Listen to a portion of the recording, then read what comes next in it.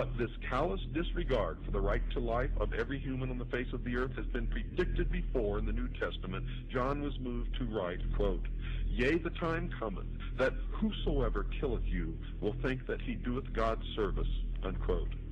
The New World Order, ladies and gentlemen, will sail in on a sea of blood.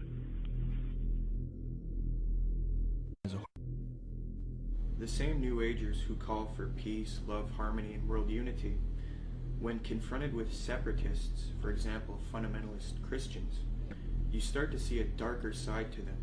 They do not appreciate people who will not adopt their New Age views.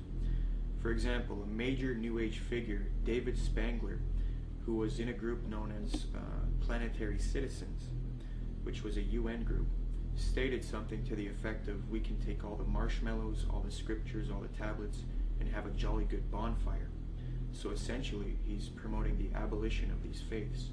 Similarly, Maharishi Mahesh Yogi, the influential New Age guru sought out by the Beatles, stated, quote, "There has not been and there will not be a place for the unfit.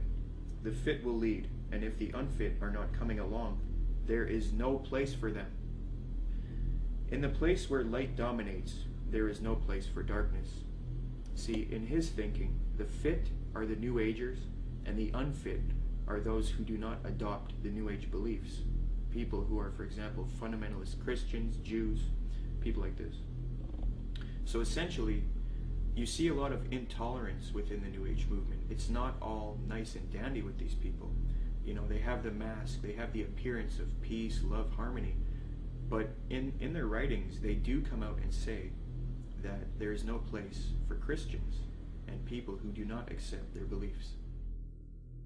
In the Book of Co-Creation, New Age leader Barbara Marx Hubbard states, quote, "Out of the full spectrum of human personality, 1/4 is electing to transcend, 1/4 is resistant to election. They are unattracted by life ever evolving. Now as we approach the quantum shift from creature human to co-creative human, the destructive 1/4 must be eliminated from the social body.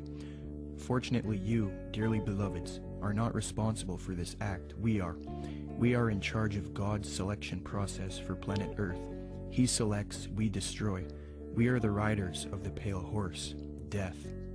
Alice Bailey explained what the New World Order will do to those who refuse to accept it. Quote, "Let us never forget that it is the life, its purpose, and its directed, intentional destiny that is of importance, and also that when a form proves inadequate, or too diseased, or too crippled for the expression of that purpose, it is, from the point of view of the hierarchy, no disaster when that form has to go.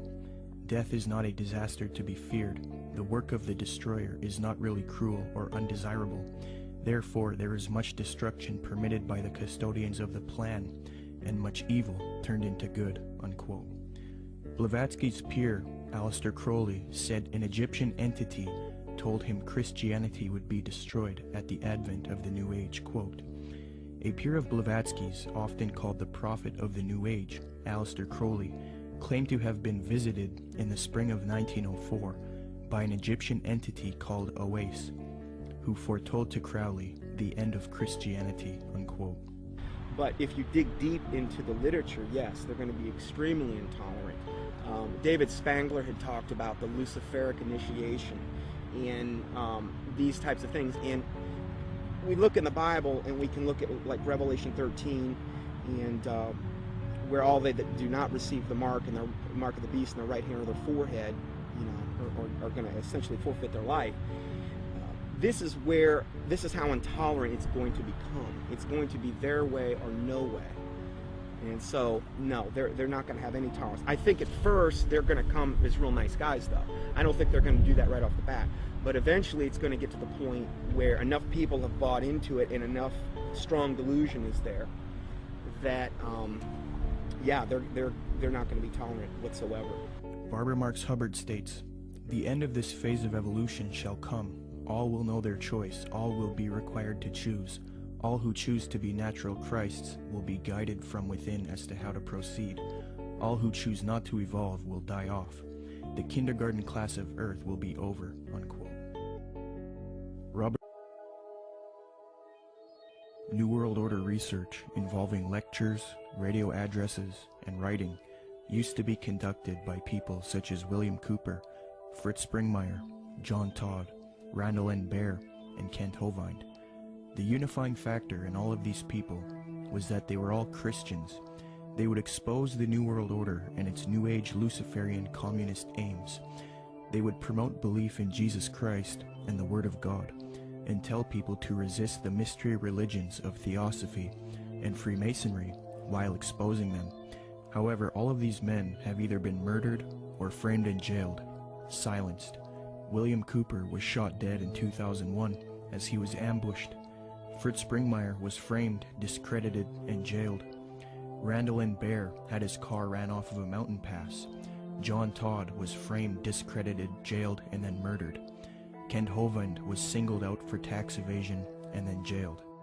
Okay, so Fritz Springmeier, you knew him, right? Yes. Okay, so you got some letters from him, is that? Yes, when they put Fritz in prison, and there's been, it was pretty much a trumped up charge of, I think marijuana or something, talk of robbing a bank, this type of stuff. He got put in prison, and I started corresponding with him at that point because I had read several of his books and actually talked to him personally on several occasions. And all we could do at that point is correspond. Right. So I've got several handwritten letters from him, and the last time I had heard from him was several years back, and he had been in it wasn't his fault, and I think it might have been arranged where he was in a fight.